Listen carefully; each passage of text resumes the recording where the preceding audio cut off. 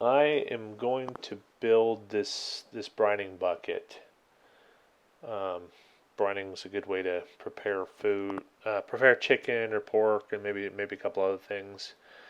Um, I had seen a bucket like this on this YouTube channel called All Things Barbecue. I think he was preparing smoke a chicken, and they have I think they have a store that sells these kind of buckets.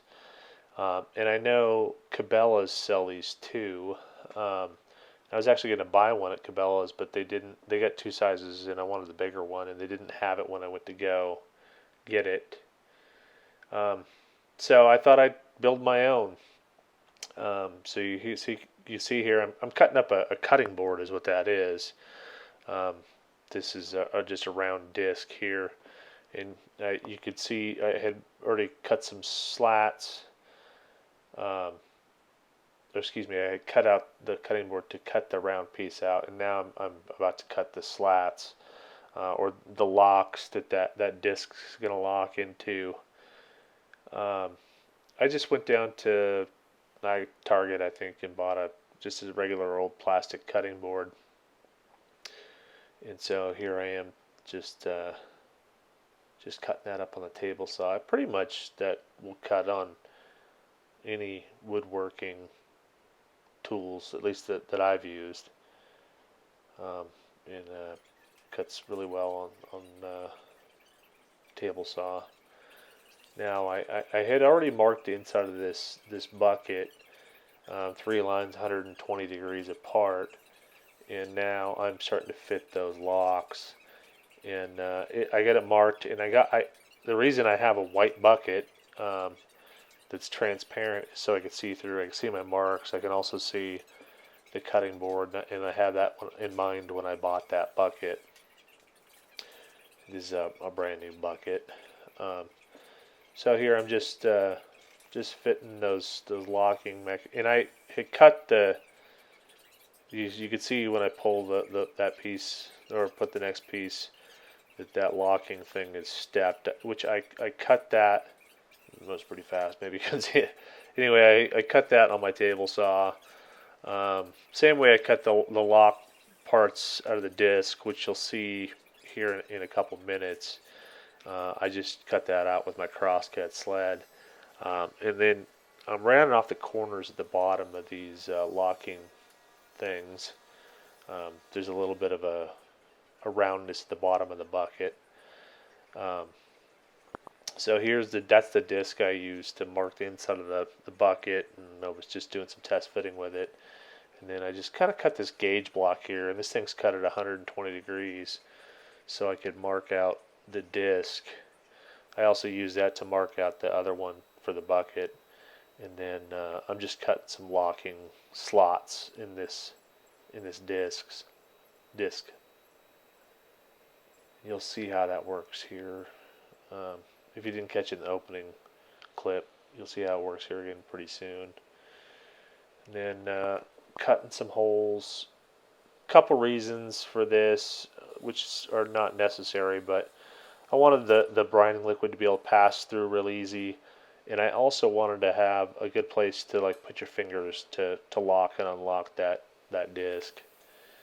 And then here's those locking tabs or I don't know side pieces. They were pretty wide. I didn't see any reason to have them real wide.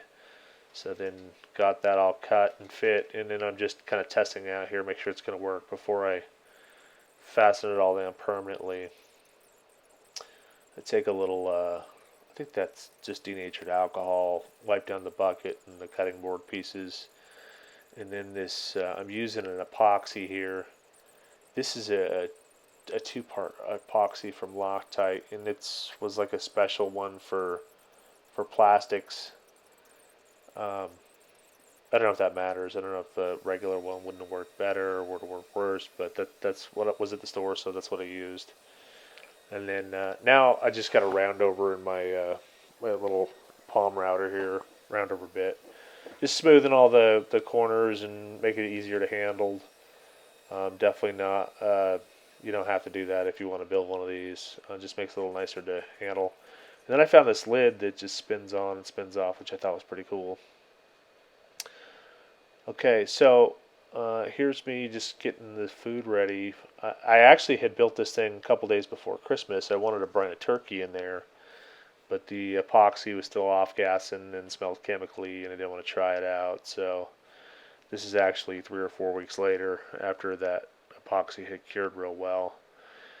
And then I got just cleaned the chicken, and now I'm putting my brine in. This brine is gallon of water, and then I got, I think, a cup of brown sugar and a cup of salt and a half cup of brown sugar.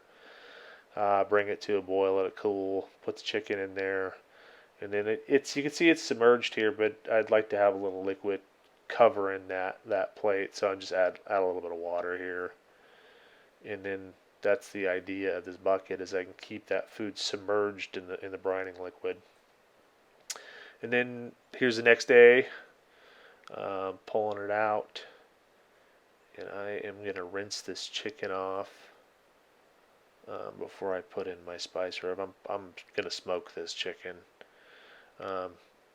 I like brine chicken smoked, grilled, roasted, or fried. I think brining is a good way to season the inside of the meat. So I just pull off a little fat there from where the tail was and rinse it off good. And then this is just yellow mustard.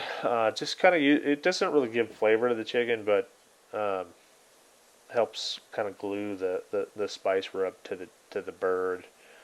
I started doing this. I took a barbecue course. It was a one day class, and we did this in that class, and I've been doing it ever since. That was a few years ago.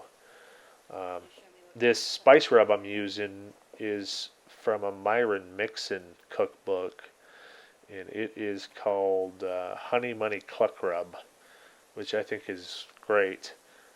It's not the only rub that I use, but it's one of the ones I use all the time for chickens, and I really like it.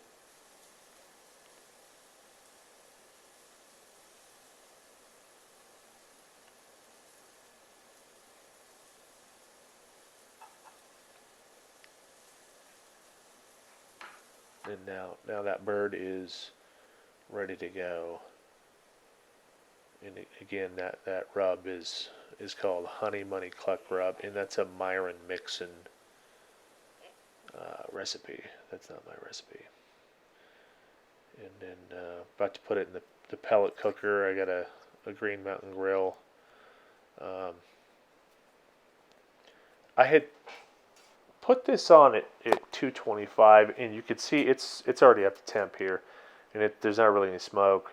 So after I got it on, I decided I lowered the temperature to about 180 degrees and smoked it for a couple of hours at 180, and then turned it up to 350 and finished it cooking and kind of crisped up the skin, and here's the final product. And it turned out excellent. Glad I built the brining bucket. Anyway, thanks for watching.